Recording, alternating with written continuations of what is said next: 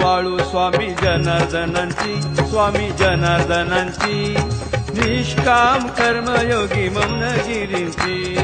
आरती ओवाळू स्वामी जनार्दनांची, स्वामी जनार्दनांची, निष्काम कर्मयोगी मौनगिरींची। तापर गावाची ती म्हाळसाई, मोहिते सदानाची मोठी पुण्याई। उगले दहे गावचे पाटील कोळी, बाबा पाटील कोळी, तोच जनार्दन नामे प्रगट झाली।